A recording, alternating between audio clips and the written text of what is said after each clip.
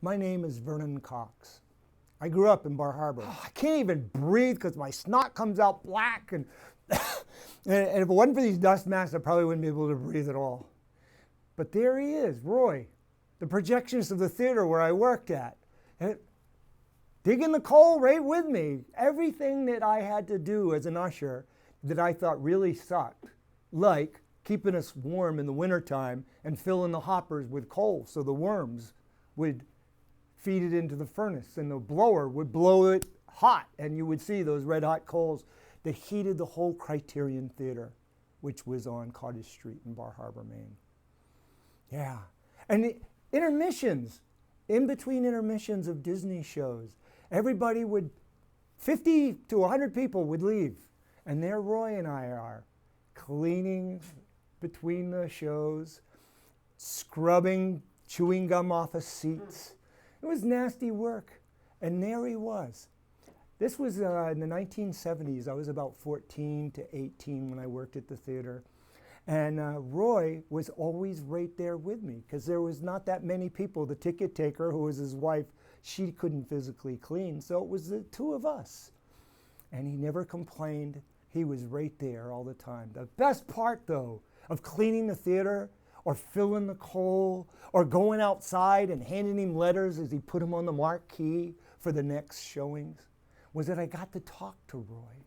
You see, Roy started when he was really, really young, way back in the early 1920s. He started at the Star Theater across the street where the Criterion is now.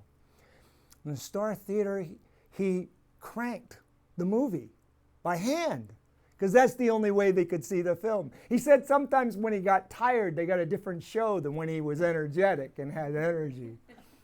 And then, to make it more interesting, they had a pianist come in, and a piano player would play music to make the show more fun. And some years went by, and he didn't have to have the pianist there anymore because there were talkies. And when the talkies came, they did the same thing as they did with the crank and the motion. They grandfathered him. At 70-something years old, at my time, Roy was probably the only theater projectionist in the state of Maine that held a license that was grandfathered from the very beginning. Never had to take a test because he was there when it actually came to be, when it happened. He often told me of some of the things that was interesting about the Criterion Theater that I probably would have never known, and I don't know if Jimmy and Betty Johnson, if they were still the owners, would want me to know, and it's a nonprofit now, so I'm gonna let it rip. Roy told me about Mr. McKay when they first built the Criterion. He built a special room downstairs, and when the Vanderbilts and the Rockefellers would, and other families of influence would come, and their families would go up in the boxes that they had actually purchased for the summer and watch the movies. The husbands would be downstairs in the speakeasy because, you see, it was Prohibition time. And Canada, we were right on that, where the ships came in and came out. So they always had a supply of bootleg liquor downstairs. And when we were doing the coal one day, he showed me where that, it's just a storage room when I was there. But that's where the speakeasy was. And everyone always thought that the husbands were up in the boxes with their families. I guess they didn't guess about the tipsiness when they left. When I was a little older, when I was 17, my father and I got into an argument and I left the house. I told him I was running away. He knew where I went. I think because Jimmy and Betty probably called him. I stayed away from home all that summer. I worked at the theater, and I also worked at Il Giardino, a local Italian restaurant, to support myself. And during the summer, against building codes, I imagine, I stayed in one of the dressing rooms in the back of the theater.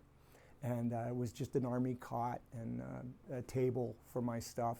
And the walls were dank.